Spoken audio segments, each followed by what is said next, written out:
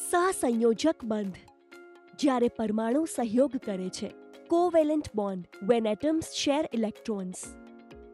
આ છે હાઇડ્રોજનનો એક પરમાણુ. તેની બાહ્ય કક્ષામાં છે માત્ર એક ઇલેક્ટ્રોન.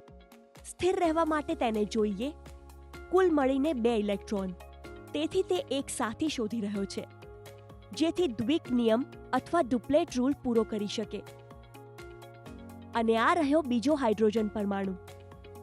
આ પણ સ્થિર રહેવા માંગે છે. જો આ બંને પોતપોતાના એક ઇલેક્ટ્રોન વહેંચે તો બંનેની બાહ્ય કક્ષામાં 2 ઇલેક્ટ્રોન થાય, એટલે કે બંને સ્થિર. ઇલેક્ટ્રોનના આવા સહયોગને કારણે જે બંધ બને છે તેને સહસંયોજક બંધ કે કોવેલેન્ટ બોન્ડ કહેવાય છે. અને હાઇડ્રોજનના 2 પરમાણુઓ વચ્ચે બનેલ આ બંધ હાઇડ્રોજન અણુ H2 બનાવે છે. શું તમને યાદ છે? સહસંયોજક બંધના વિડીયોમાં આપણે જોયું હતું કે કોઈ પરમાણુ પોતાનો ઇલેક્ટ્રોન સંપૂર્ણ રીતે આપે છે અને કોઈ બીજો તેને સંપૂર્ણ રીતે લઈ લે છે. પરંતુ સહસંયોજક બંધમાં આવું નથી થતું.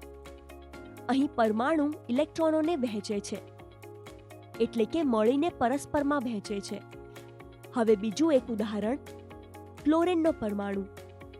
ક્લોરીનની બાહ્ય કક્ષામાં 7 ઇલેક્ટ્રોન હોય છે, એટલે કે તેને સ્થિર થવા માટે એક વધુ ઇલેક્ટ્રોન જોઈએ. જો 2 ક્લોરીન પરમાણુ એકબીજા સાથે એક ઇલેક્ટ્રોન વહેંચે તો બંને પાસે 8 ઇલેક્ટ્રોન થઈ જાય, એટલે કે બંને સ્થિર. આ ભાગીદારીથી બને છે ક્લોરીન અણુ Cl2. જો કે બંનેએ એક ઇલેક્ટ્રોન એટલે કે એક જોડ ઇલેક્ટ્રોન વહેંચ્યા, તેથી તેને કહેવાય છે એકલ સહસંયોજક બંધ, સિંગલ કોવેલેન્ટ બોન્ડ.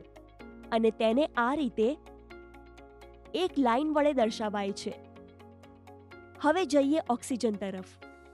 તેની બાહ્ય કક્ષામાં 6 ઇલેક્ટ્રોન હોય છે, પણ સ્થિર રહેવા માટે તેને 2 બીજા ઇલેક્ટ્રોન જોઈએ. તો 2 ઓક્સિજન પરમાણુ 2 ઇલેક્ટ્રોન વહેંચે છે, તેથી બંને પાસે હવે 8 ઇલેક્ટ્રોન છે. અહીં 2 જોડ ઇલેક્ટ્રોન વહેંચાયા છે, તેથી બને છે ડબલ બોન્ડ, જેને દ્વિસહસંયોજક બંધ કે ડબલ કોવેલેન્ટ બોન્ડ કહે છે.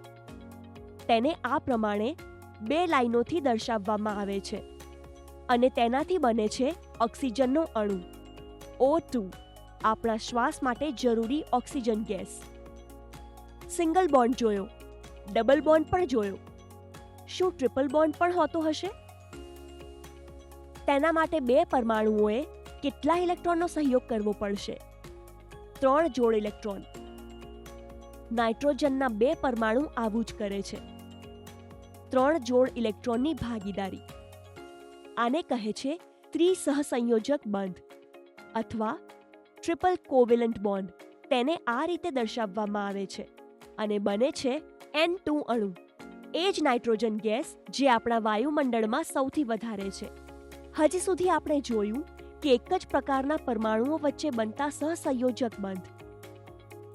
પણ શું અલગ અલગ પ્રકારના પરમાણુઓ વચ્ચે પણ આવા બંધ બની શકે છે? હા, ચોક્કસ બની શકે છે. જેમ કે 2 હાઇડ્રોજન અને 1 ઓક્સિજન. આ ઇલેક્ટ્રોન એવી રીતે વહેંચવામાં આવે છે કે બંને હાઇડ્રોજનની બાહ્ય કક્ષામાં 2 અને ઓક્સિજન પાસે 8 ઇલેક્ટ્રોન થઈ જાય. આ રીતે બને છે H2O, એટલે કે પાણી.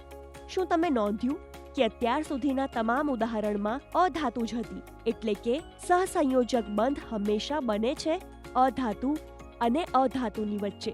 તો ચાલો ફરી એકવાર જોઈએ. જો ઇલેક્ટ્રોનની આપ-લે પૂર્ણ રૂપે થાય તો આયનિક બંધ બને છે.